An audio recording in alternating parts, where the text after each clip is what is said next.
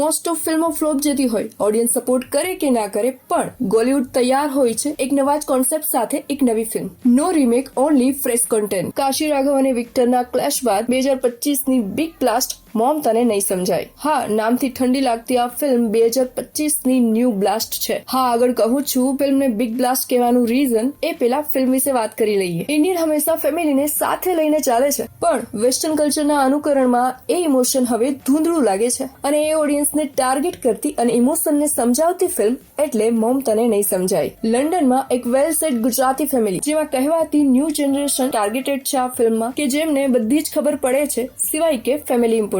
એક એવી લેડીની વાર્તા જેને પતિ અને સંતાનો માટે પોતાનું કરિયર છોડ્યું છે, પણ આજની આ નવી લાઈફસ્ટાઈલ અને નવી જનરેશનને એ સેલ્ફલેસ લવની જરૂર નથી, કે પછી એમ કહો કે કદર નથી. ધન આ લેડી નક્કી કરે છે કે એવા લોકોની હેલ્પ કરશે જેને ખરેખર માના પ્રેમની જરૂર છે. બસ આ સ્ટોરી એ જ માના પ્રેમની હૂંફની ઇમ્પોર્ટન્સ રિયલાઇઝ કરાવશે. ઓનેસ્ટલી કહું તો ટ્રેલર અને તેના એક્ટર્સ જોઈને પહેલા તો મને લાગ્યું કે આ કોઈ ટીવી શો હશે જેને ગુજરાતી ફિલ્મમાં કન્વર્ટ કરીને આપશે, પણ ના, એવું કંઈ જ નથી. કોન્સેપ્ટ થોડો એવો છે, પણ ફિલ્મની ગરિમા જાળવી રાખી છે. ટીવી શો બનવા નથી દીધો. સો good point of the film. ફિલ્મને જે કોન્સેપ્ટમાં બેસાડ્યો છે, સ્ટોરી પ્રેઝન્ટેશન પણ એવું જ આપ્યું છે. ફિલ્મના ડાયલોગ ખાસ કરીને લેડીઝને પસંદ આવશે. એક સ્ત્રીનું ફેમિલીમાં ઇમ્પોર્ટન્સ અને તેના ઇમોશન અને તેના સમર્પણને પ્રેઝન્ટ કરતા ડાયલોગ્સ. એક હાઉસવાઇફ દ્વારા અનુભવાતી એકલતા, ત્યાં બીજી તરફ જેમને પ્રેમની ખરેખર જરૂર છે, જે એકલતા અનુભવે છે, તેવા લોકોને તેની લાઈફમાં એક માની કેટલી ઇમ્પોર્ટન્સ હોય છે તે રિયલાઇઝ કરાવશે. ઓવરઓલ ફિલ્મ ઘણી ઇફેક્ટિવ છે